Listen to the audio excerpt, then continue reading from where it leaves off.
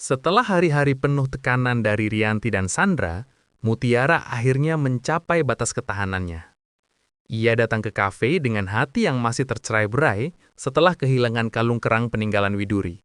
Satu-satunya benda yang selama ini memberinya kekuatan ketika hidup terasa berat.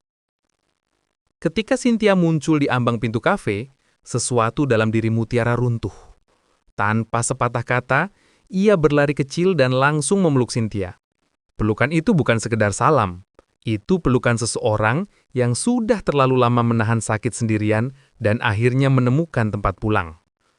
Cynthia sempat terkejut, namun begitu merasakan tubuh Mutiara bergetar karena tangis, ia membalas pelukan itu dengan hangat.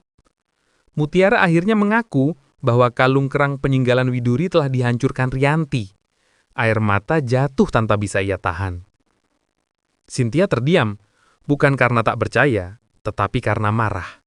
Marah pada perlakuan Rianti dan marah pada kenyataan bahwa Mutiara harus menanggung semua itu seorang diri.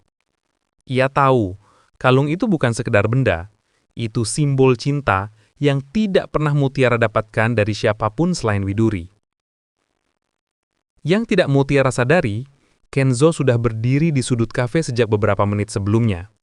Ia datang untuk menemuinya, tetapi berhenti ketika melihat Mutiara tenggelam dalam pelukan Cynthia. Dari sana ia mendengar semuanya, tentang kalung yang dihancurkan, tentang tangis yang selama ini tidak ia lihat, tentang luka-luka yang tidak pernah Mutiara ceritakan. Pandangan Kenzo meredup. Ada penyesalan yang begitu dalam karena ia merasa gagal menjaga sesuatu yang paling berharga bagi Mutiara. Ia menyaksikan betapa rapuhnya Mutiara. Dan dalam diam, ia semakin yakin bahwa dunia Mutiara sudah terlalu lama penuh dengan orang-orang yang menyakitinya. Kenzo tahu, jika ia tidak berdiri di sisi Mutiara sekarang, ia tidak pantas menyebut dirinya pelindung. Sementara itu, Mutiara mulai menemukan kekuatan baru di tengah kesedihannya. Kehilangan kalung itu justru menyulit keberanian yang selama ini tertahan dalam dirinya. Ia mulai belajar untuk tidak lagi tunduk pada siapapun yang memperlakukannya semena-mena. Ia bukan lagi gadis yang mudah ditindas. Di rumah, Rianti diam-diam diliputi perasaan yang tidak pernah ia rasakan sebelumnya. Kata-kata Mutiara yang penuh kemarahan saat ditelepon terus terngiang.